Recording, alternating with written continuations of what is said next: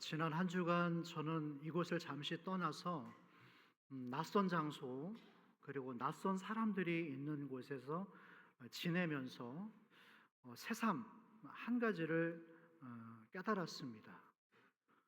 뭐라고 할까요? 어떻게 표현을 해야 되냐면, 제가 이곳에 있을 때는 항상 은혜 안에 어, 있었다고 표현을 해야 될까요?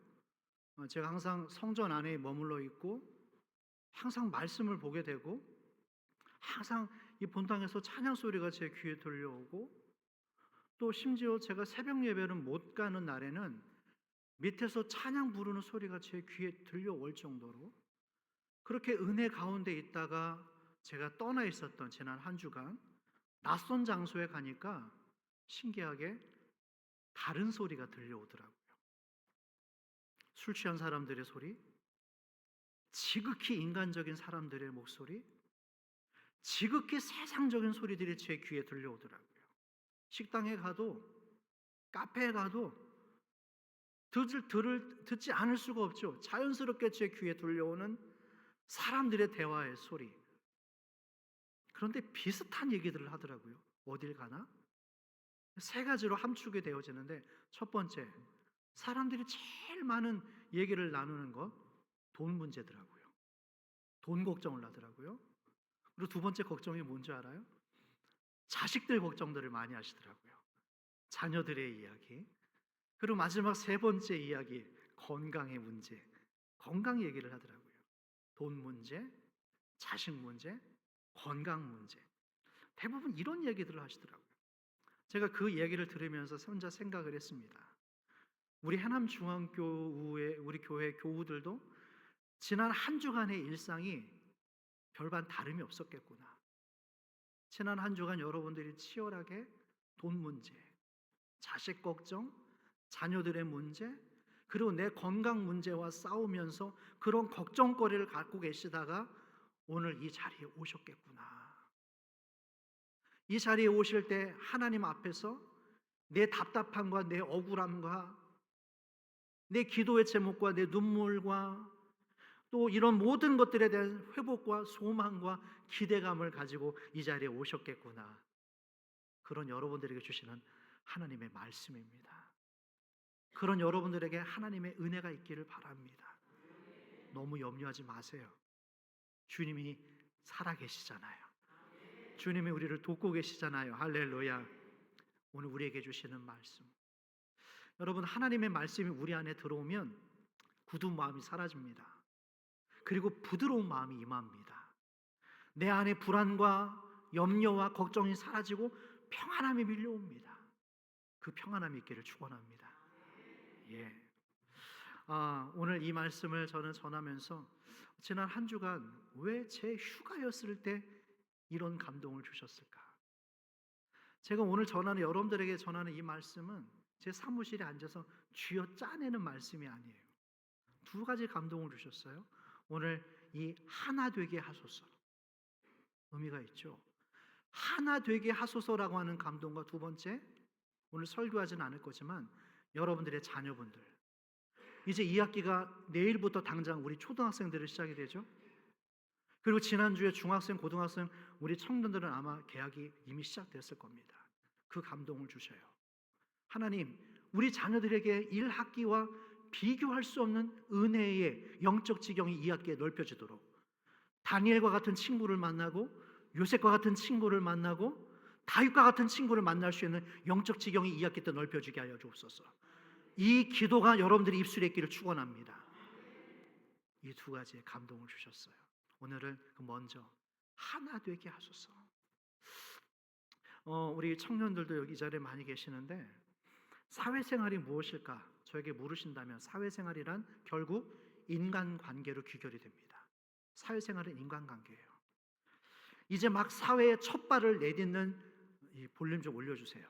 사회 초년생들이 가장 먼저 부딪히게 되는 갈등이 뭐냐면 바로 인간관계입니다. 초년생들 뿐만 아니라 어른들도 마찬가지죠. 이 사회생활에서 가장 우리를 괴롭히는 것이 바로 인간관계예요. 특별히 사회 초년생들이 겪게 되어지는 충격이 무엇인가? 저들이 내 부모와 같지 않다라는 거예요. 그래서 친, 불친으로 자연스럽게 인간관계가 나뉘어지는 이 갈라지게 되는 법을 스스로 터득하게 되어집니다. 하나 되기가 어렵구나, 나와 맞는 사람들과 내가 어울리게 되는구나 라는 것을 스스로 배우게 되는 거예요. 여러분, 근데 이게 사회뿐만 아닙니다. 가정도 마찬가지예요. 가족들마저도 하나 되기가 너무너무 어렵다라는 겁니다. 제 각각이에요. 부모들이 직장 다니죠.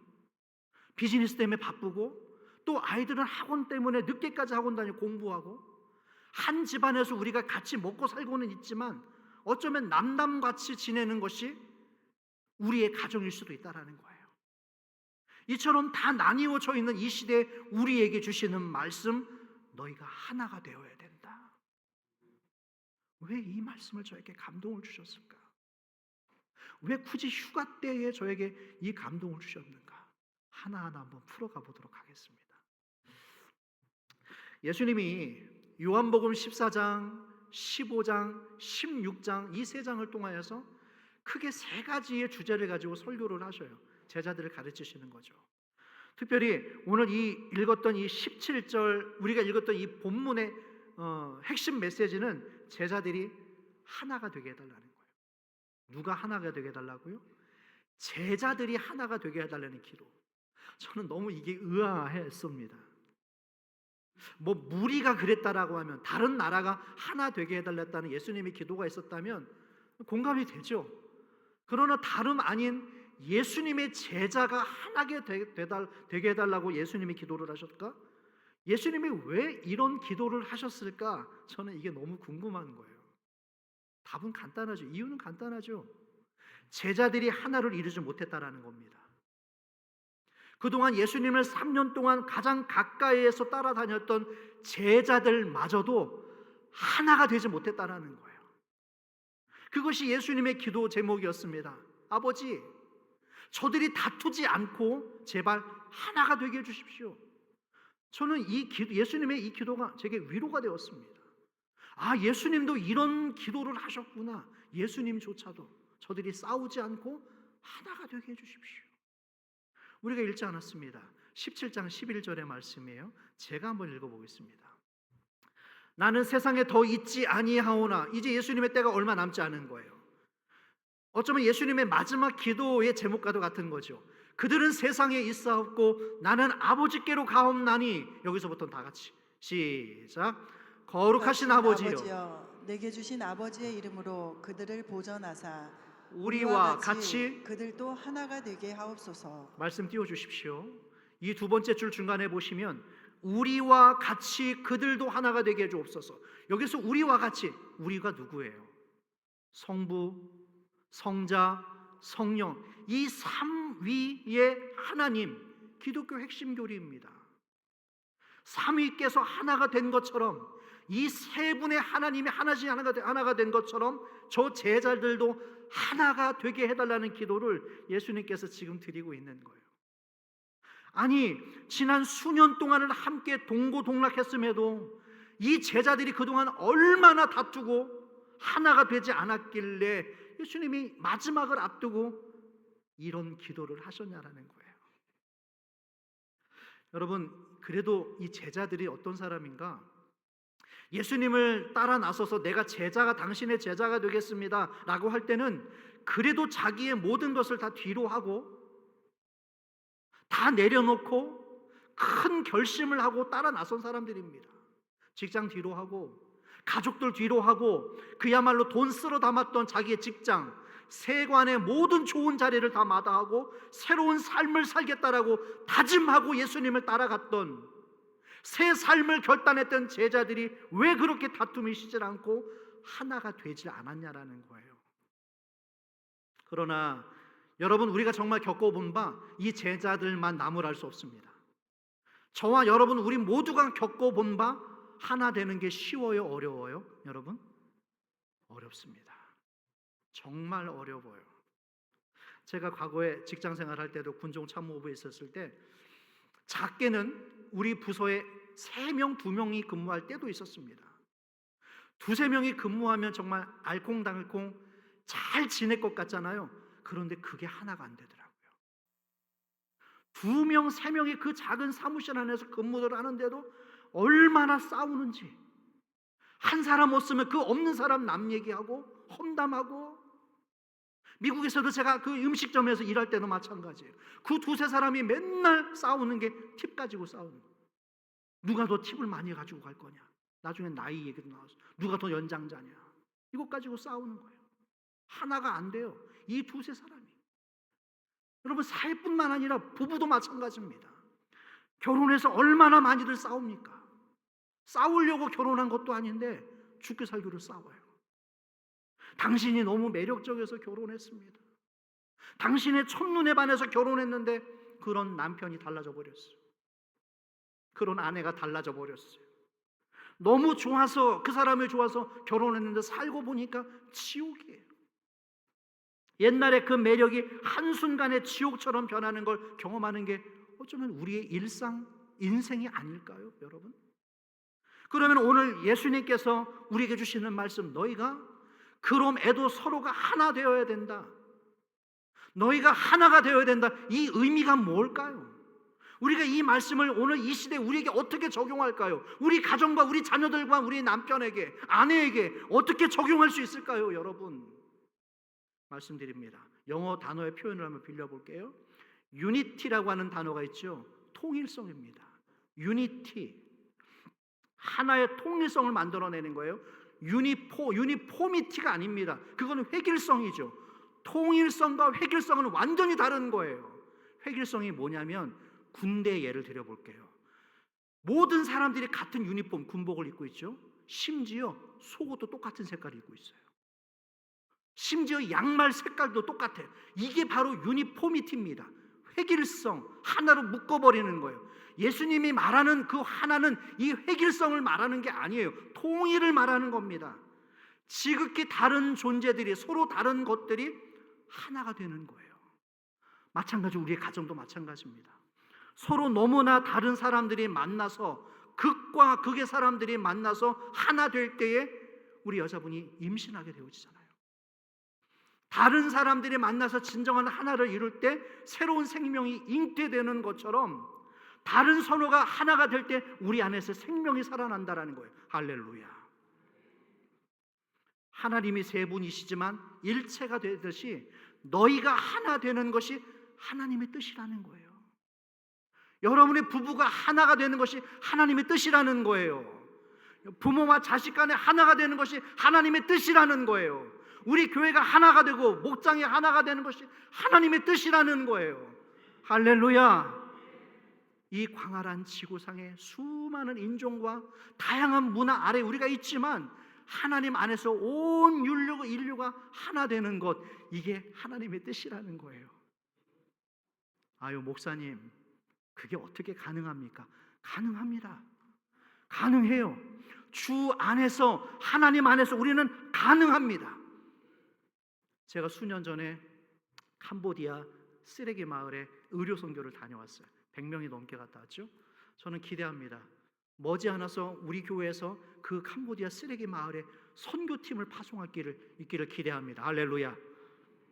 그 쓰레기 마을 가서 사람들과 함께 예배를 드리고 난 다음에 한 공간에 모여서 우리가 음식으로 그분들을 섬겼어요.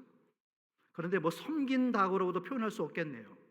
우리로 말하자면 국 한 그릇에 밥 말아서 그 한 그릇을 제공했던 그런 음식 봉사였습니다. 그런데 한 중년 여성분이 그날 오셨어요. 음식을 나눠드렸는데 음식을 안 드시는 거예요. 전 아직도 기억납니다. 벽 한쪽 구석에 아주 남루한 옷차림으로 와서, 식탁도 없었어. 땅바닥에 앉아서 그냥 땅에다 놓고 그 음식을 받아 먹었어야 되는데, 그 여자분이, 남루한 행색의 여자분이 쭈그리고 앉아서 그 음식을 내려놓고 우두커니 드시지 않고 음식만 바라보고 있는 거예요. 그분이 제 눈에 들어왔어요. 제가 다가갔습니다. 말을 못하니까 제가 이렇게 했어요. 드시라고. 그런데 그 여자분이 뭐라고 말을 하는데 캄보디아 말이라서 제가 이해를 못해서 통역을 오라고 그랬죠. 이분이 뭐라고 하시냐. 그러니까 그분 자기가 태어나서 이런 대접을 받아보지 못했대. 그게 무슨 대접이에요, 여러분? 화려한 상도 없고 의자 하나 없고 그냥 국에다 밥 하나 말아 넣어드리는 것이 그게 뭔 대접이에요. 그런데 그 대접이 너무 감사해서 너무 고마워서 이게 밥이 넘어가질 않는데 그래서 울고 있는 거야. 그 중년 여성분이. 제 마음에 감동이 올랐습니다. 아들아, 네가 가서 저 여자를 기도해줘라. 믿지 않는 저 여자를 위해서 기도해줘라. 기도해야 되겠다. 당신은 예수를 구주로 믿으셔야 됩니다. 주 예수를 믿으라. 그리하면 너와 내 집이 구원을 얻으리라. 할렐루야. 이 마음을 담아서 제가 기도를 해줘야 되는데 캄보디아 말로 기도할 수 없잖아요. 딱 한 단어, 뿌레야 예수. 뿌레야 예수. 이게 무슨 말이냐면 예수의 이름으로 당신을 축복한다는 것이에요. 뿌레야 예수. 뿌레야 예수. 제가 그 여자의 머리에 손을 얹고 뿌레야 예수를 기도하는데 어느 순간에 제 기도가 방언 기도로 전환이 되어지는 거예요. 그리고 한국말로 그 중년 여성과 그 가문과 그 자녀들을 위해서 마음껏 축복하는데 기도가 끝나니까 어느새 그 여자분이 땅에 넙죽 엎드려서 펑펑 울고 있는 거예요. 여러분, 이처럼 문화와 언어가 달라도 우리가 하나가 될 수 있어요. 다른 세상, 다른 사고를 가지고 우리가 살아왔지만 오늘 우리 모두가 주 안에서 하나를 경험할 수 있다는 것, 하나가 되는 것, 이게 하나님의 뜻이라는 거예요. 할렐루야. 그러나 이 개념을 모르는 세상의 사람들이 세상적인 개념으로 하나됨을 뭐라고 말하는 줄 알아요? 당신들은 나만 믿고 따라오라는 거예요. 당신들은 나처럼만 되라는 거예요. 자기가 다 기준이에요. 당신들은 내 생각만 따라오면, 당신들은 내가 주장하는 것만 잘 따라오면 다 된다라는 거예요. 이게 바로 정치라는 거예요. 이게 바로 정치입니다. 나처럼 만드는 것, 내 생각에 저들이 동조하게 만드는 것, 그래서 나를 따르는 사람들의 수를 엄청나게 가능한 불려놔서 나를 주장할 수 있고 내 뜻을 주장할 수 있도록 유용하게 만들어 놓는 것, 그래서 소수를 억압하는 것, 이게 바로 정치라는 거예요. 그런 세력에, 그런 못된 사람들에게 힘이 들어가잖아요. 그럼 그때부터 독재가 되는 겁니다. 모두가 다 불행해지는 거예요. 그런 의미에서 지난번에 북한에 큰 홍수가 나서 이재민들이 생겼잖아요. 그런데 원래 북한에서 그런 이재민, 자기들의 민낯을 잘 공개 안 합니다. 그런데 요즘 무슨 일인지 이례적으로 자기들의 민낯을 막 공개를 해요. 그 이재민들을 위한 그 임시 재난소를 만들어 놨는데 어떻게 만들어 놨냐면 영상을 보니까 학교 운동장에다 군용 천막을 빼곡히 지어놓은 거예요. 군용 천막을.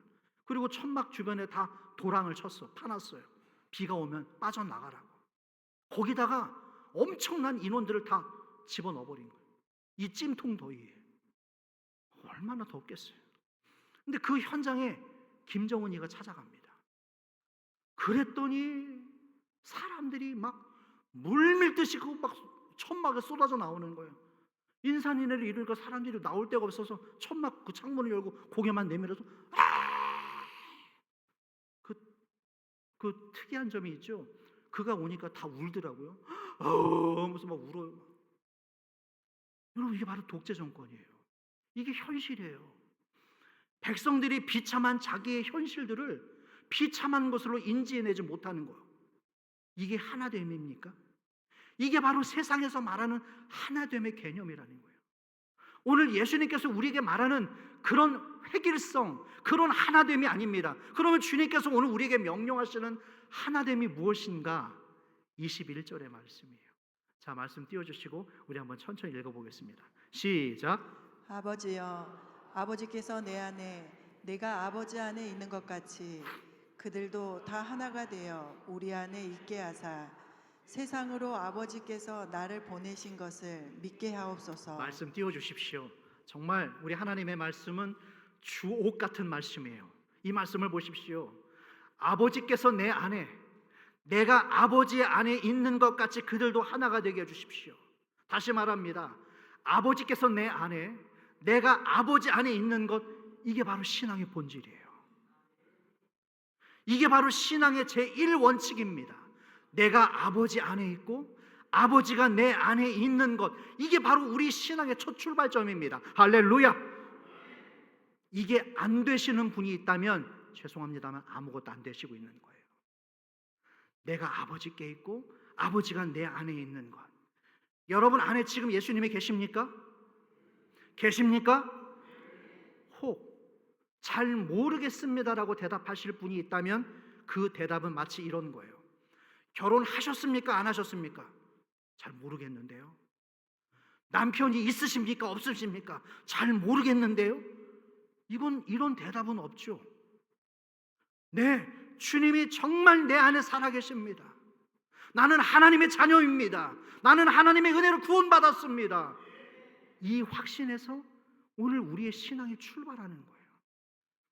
그런데 만약 오늘 이와 같은 확신이 없다면 괜찮아요. 다시 시작하시면 돼요. 이단들이 접근할 때 이 문제를 가지고 옵니다. 당신 구원 받았냐라는 거예요. 네, 받았습니다. 언제, 몇 날, 몇 시에, 어디서 구원 받았습니까? 이단들이 이 문제를 가지고 해요. 사람들이 대부분 이 질문에 당황스러워서 버벅거릴 때 그때 낚아채는 거예요. 그래서 당신이 다니는 교회가 잘못된 거예요. 그래서 당신이 섬기는 그 목사가 잘못된 거고, 그러니까 우리랑 다시 여기에서 새로운 곳에 가서 같이 가서 성경 다시 배우시죠. 이게 다 거짓말입니다. 절대 거기에 현혹돼서는 안 돼요. 기억하세요, 여러분. 아버지 밖에 있는 사람들, 주 밖에 있는 사람들이 모여서 교회를 세울 수 있더라고요. 제가 봤습니다. 특별히 제가 미국 교회 가서 아버지 예수님 밖에 있는 사람들이 뜻을 모아서 의기투합해서 교회를 세우더라고요. 제약이 없으니까. 그런데 그렇게 교회가 세워지잖아요. 그럼 어떤 결과가 나오는가? 세상 모임보다 더 형편없는 모임이 되고 맙니다. 예수님이 그 현장에 안 계시기 때문에. 예수님과 전혀 상관없는 사람들이 모여있기 때문에 거기가 늘 시끄럽고 문제가 끊이지를 않는 거예요. 그런 의미에서 전도가 뭐냐? 잘 들으십시오. 전도가 무엇인가? 우리가 하나 되는 것에서부터 전도가 시작돼요. 전도의 첫 출발점은 하나 되는 거예요. 분열과 불통 가운데서 전도가 절대로 이루어지지 않습니다. 하나가 되셔야 돼요. 예수님과 하나님과 교회와 하나가 된 사람들이 진정으로 하나가 되어질 때, 그때 세상 사람들이 이 교회를 바라보면서, 우리를 바라보면서 세상에서 도대체 저 교회 안에서, 저곳에 안에서 저 사람들에게 무슨 일이 일어나고 있는지 의아해하고 궁금해하는 일, 이게 자연스러워지는, 그때부터 전도가 시작되어집니다. 남편이 아내를 바라보면서 도대체 저 사람에게 무슨 일이 일어나고 있지?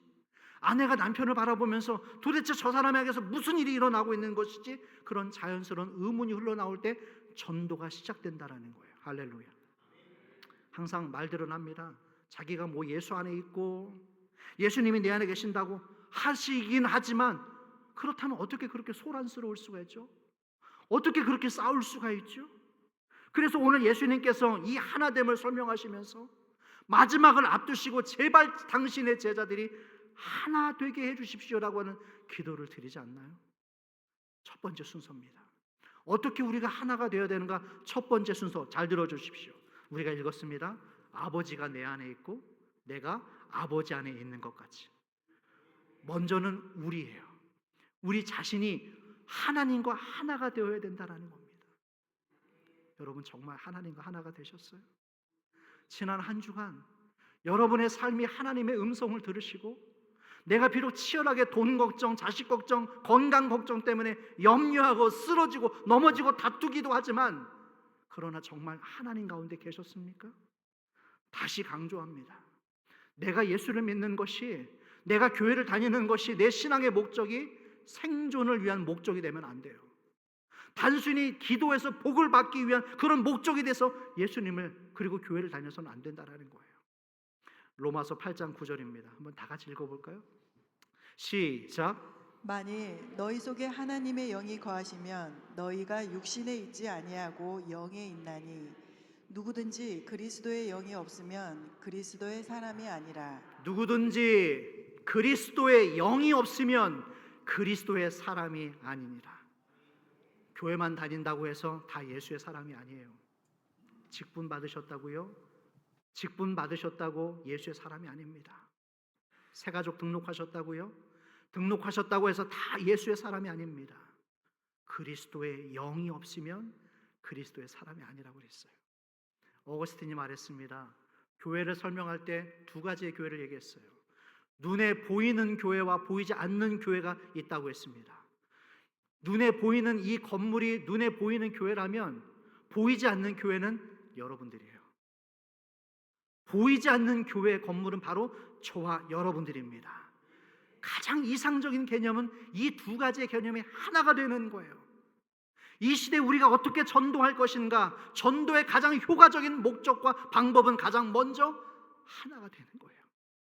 우리가 하나가 되고 여러분들의 가족들이 하나가 되어지고 부부가 하나 되어지는 것, 어떻게 그것이 하나가 될 수 있을 것인가, 그 방법 또 하나 알려드릴게요. 요한복음 15장 10절입니다. 자, 어떻게 우리가 하나 되면 이룰 수 있을까요? 시작. 내가 아버지의 계명을 지켜 그의 사랑 안에 거하는 것 같이 너희도 내 계명을 지키면 내 사랑 안에 거하리라. 너희도 내 계명을 지키면 내 사랑 안에 거하리라. 말씀을 지키십시오. 오늘 이 말씀을 들으셨다면, 너희가 하나 되라고 하는 말씀을 들으셨다면 이 말씀을 행하게 될 때 비로소 너희들이 내 사랑 안에 거하게 될 것이고 너희가 하나가 될 것이다. 이게 바로 교회입니다. 그리고 이것이 바로 가정입니다. 그런 가정들이 되시길 주의 이름으로 축원합니다. 그럼에도 이런 하나됨이 없어요. 이런 하나 되려고 하는 노력 없이 예배 많이 드리고 무슨 기도에 참여하고 헌금 드리고 봉사하고, 글쎄요, 그렇게 하면 다 하나가 될까요? 글쎄요. 22절 한번 보겠습니다. 다 같이 22절입니다. 시작. 주신 영광을 내가 그들에게 주었사오니 이는 우리가 하나 된 것 같이 그들도 하나가 되게 하려 함이니이다. 이 말씀 보십시오. 주님께서 말하시는 거예요. 내게 주신 영광을, 예수님이 영광을 받으셨대요. 하나님께로부터. 당신이 받은 영광을 내가 그들에게 주었사오니.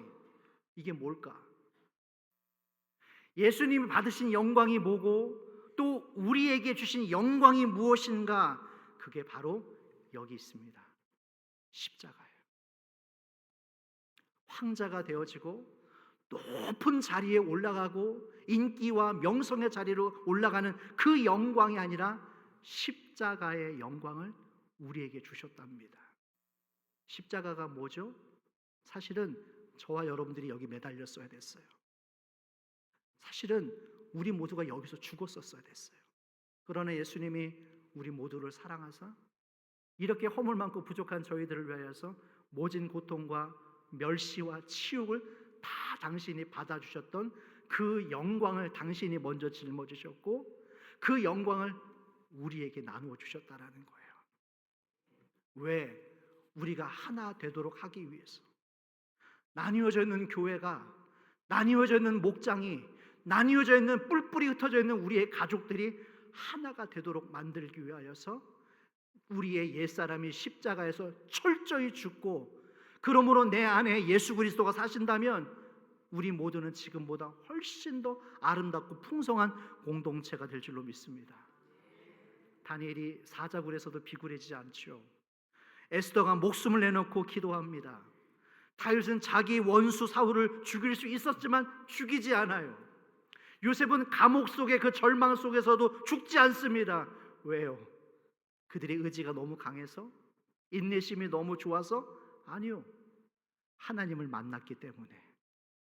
하나님을 만났기 때문에. 여러분 진짜로 하나님 만나셨어요?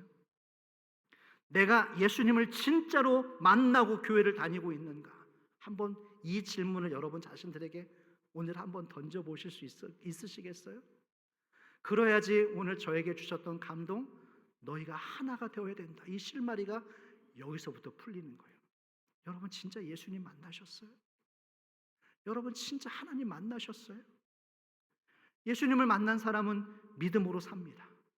믿음으로 부딪히면 결과는 그 하나님이 책임져 주셔요. 사자굴에 들어가도 살아남는 결과를 맛볼 수 있습니다. 하나님이 일하시기 때문에, 그런 하나님을 내가 믿고 있기 때문에. 그러나 문제는 진짜 그 믿음이 우리 안에 정말 살아있는가를 살펴봐야 되겠죠. 제자들이 예수님께 묻습니다. 주님, 우리가 무엇을 해야지 하나님의 일을 하는 겁니까? 즉, 저는 큰 일을 하고 싶습니다. 정말 멋진 일을 한번 해보고 싶습니다. 그 질문에 예수님이 말씀하시죠. 장로의 직분을 받아야 된다. 네가 권사의 직분을 받아야 된다. 지금보다 더 교회에 머물러야 되고 더 봉사해야 되고 헌금을 많이 해야 된다. 아니요, 그런 말씀하지 않으셨습니다. 딱 한마디를 하셨죠. 믿는 것이 하나님의 일이다.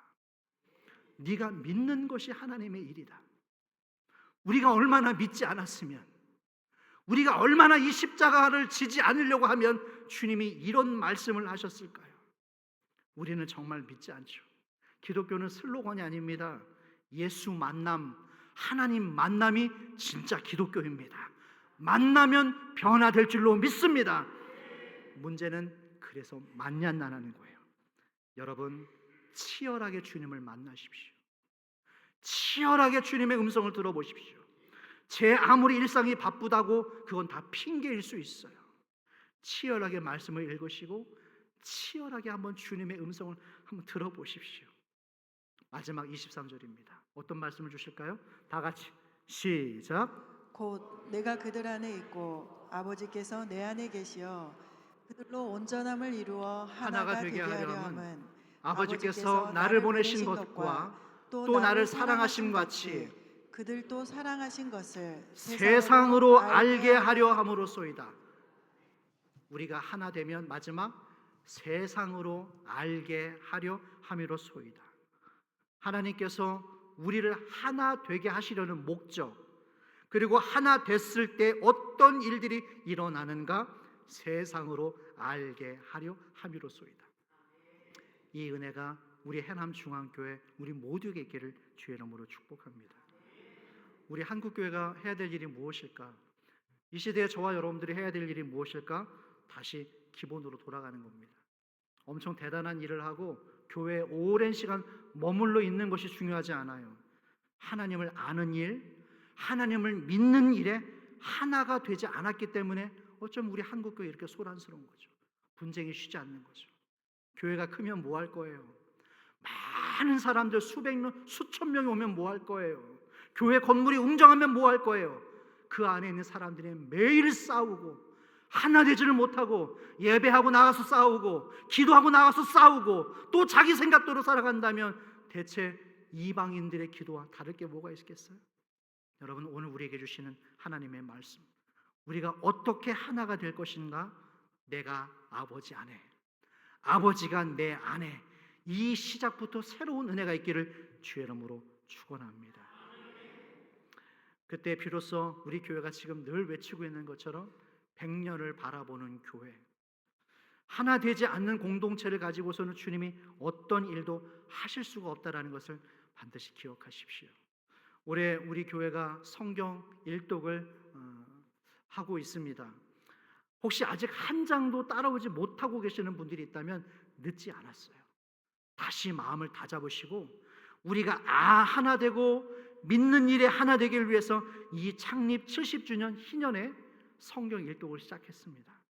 말씀으로 하나 되지 않으면 우리 생각과 우리 의지로는 절대로 사람이 하나 될 수가 없어요.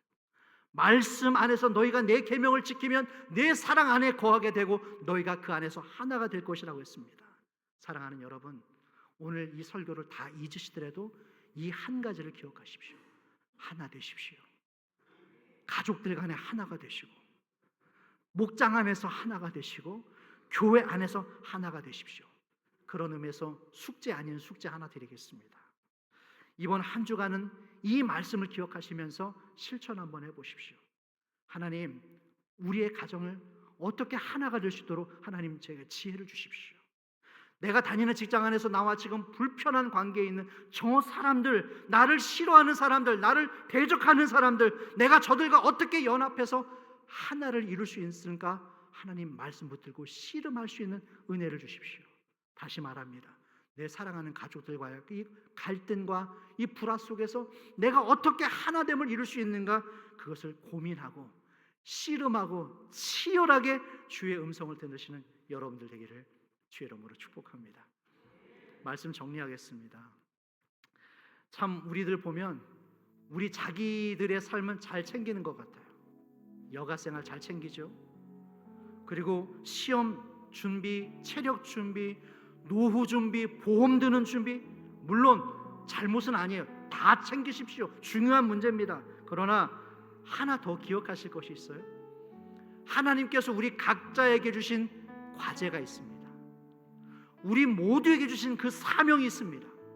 우리를 이 땅에 보내시면서, 우리를 해남 땅에 보내시면서, 우리를 이 교회에 보내실 때는 우리 각자에게 주신 사명이 있다라는 거예요. 그렇다면 제대로 사는 인생이 무엇인가?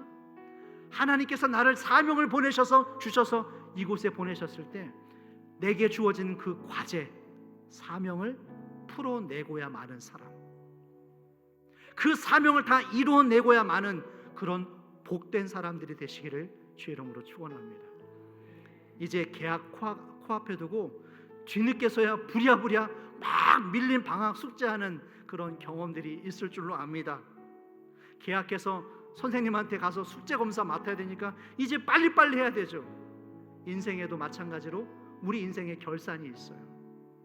언젠가 하나님 앞에 심판대에 서서 우리에게 맡겨주신 그 과제를 결산하는 때가 반드시 찾아오죠.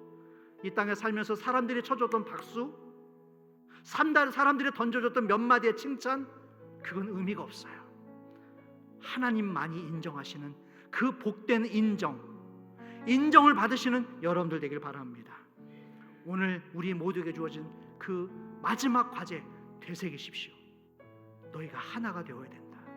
가정이 하나가 되어야 되고, 너희들의 목장이 하나가 되어야 되고, 이 나라가 하나가 되어야 된다. 이 말씀을 되새기십시오. 모든 설교를 다 잊어버리시더라도 이 한 가지를 기억하십시오. 너희가 하나가 되어야 된다. 새롭게 열리는 이 한 주간 여러분들이 어디 계시든지 간에 이 말씀을 받고 나간 여러분들을 통하여서 하나가 되어지는 역사가 일어나기를 주의 이름으로 축원합니다. 축원합니다. 찬양 드릴게요.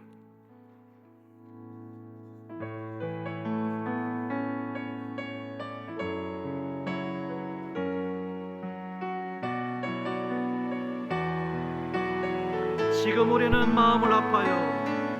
지금 우리는 마음을 아파요. 진정으로 찬양할 때니 모이자 하나 되자. 우리가 갈 길이라 찬양과 온마음과 정성을 다해 기도하 주님께서 기도하신 것처럼 말씀 속에 권능으로 임하시 사랑으로 하나 되자. 우리의 절구 모두 다해 주님을 찬양하며 온 세상에 주의 사랑 내가 전하리라.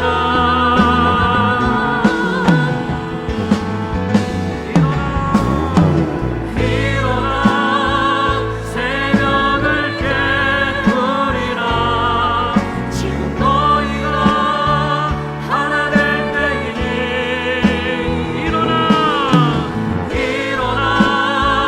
새벽을 깨우리라. 내가 너희와 함께 하리라. 지금 우리가 하나님을 의지하고